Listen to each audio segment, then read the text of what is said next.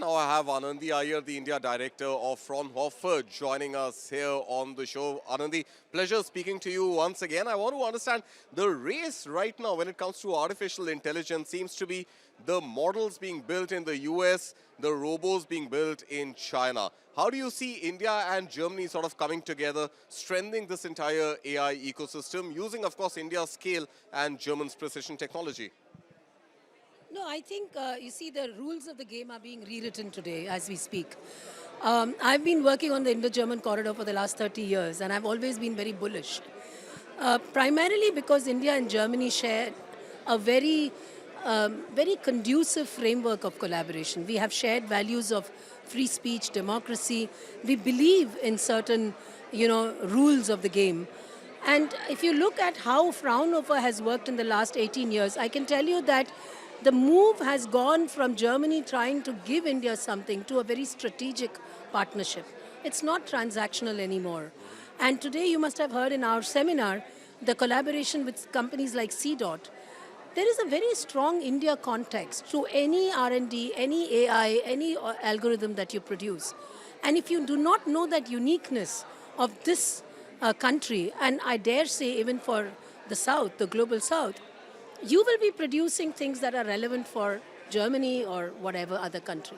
So I think aside of the much talked about scale and engineering excellence and combinations of that, I think we have a huge value proposition for co-creation, not only for India and Germany, but for the rest of the world. Okay, I want to also spend a minute, Anandi, talking about, Fraunhofer files as many as 600 patents a year, I was seeing in one of the slides. The entire sort of focus on R&D in India, despite budgetary allocations, seems to be missing the corporate impetus. What needs to be done for India to actually build this culture of R&D and really have a lot more innovation, a lot more rigorous research going into building products for the future? See, that's a very good question because we really have a fragmented ecosystem. Innovation doesn't happen in silos. If you look at the Fraunhofer model, we have the universities that do fundamental research and teach. Then there are industries that use the results of research. We are the glue. So we do nothing else except taking research from the labs and taking it to the market. And for that, we have the entire innovation infrastructure, which includes testing, prototyping, scaling, not at lab scale, but at industry scale. Because an industry that looks at a research output wants to know how quickly can I take it to market, what is my ROI, and what is the benefit that I would get vis-a-vis my competitor.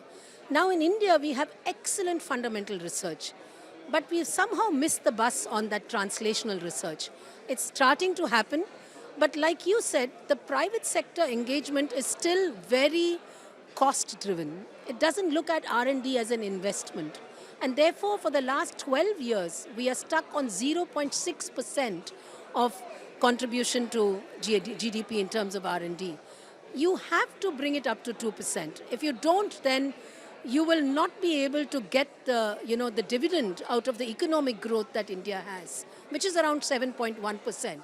So it's mind-boggling that while you are leading the curve in economic development, in R&D, you are lower than even Brazil. It doesn't add up. So I think these structural deficits that India has needs to be addressed. The academia industry have to come closer, have to work in sync. And more importantly, I have a slightly different perspective on where R&D really comes, and that's the medium industry. Now in India, we are putting a lot of focus on startups. Startups are great, but they have a gestation period. They have a failure rate. What about the medium industry, which is there, which is working, which has a business model?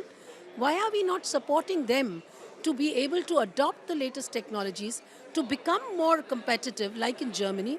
97% of Germany's innovative industry comes from the small and medium industry. They are the ones that are the engines of innovation because they're small, they're lit, they're willing to take risks and do innovation.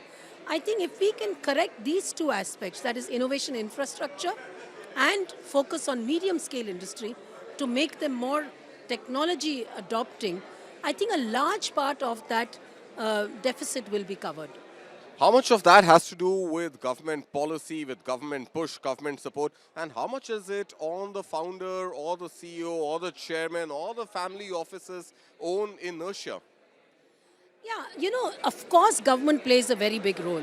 We all are aware of the triple helix model, which talks of government, industry, and academia.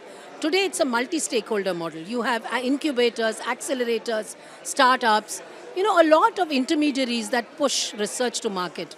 But I think the problem in India is that the large and the companies that are profitable have made money through service innovation, even in manufacturing. What are we doing in manufacturing? We are telling a foreign company, you give me the job, I will turn it into a plant for you, I will quickly do it because within 9 months you can turn it around and you make money. But that is a very short term approach. We have to get into product innovation. We have to get into innovation that is proprietary for companies. So, service innovation has a place, but unless we get into product innovation and doing things for our country, who else can do it better than us? We know our context, we know the challenges, and if we create innovation at scale here, I think we have a business proposition for the world. All right, Anandi, thank you so much. Let's leave it at that for now. Pleasure speaking to you. Thank you.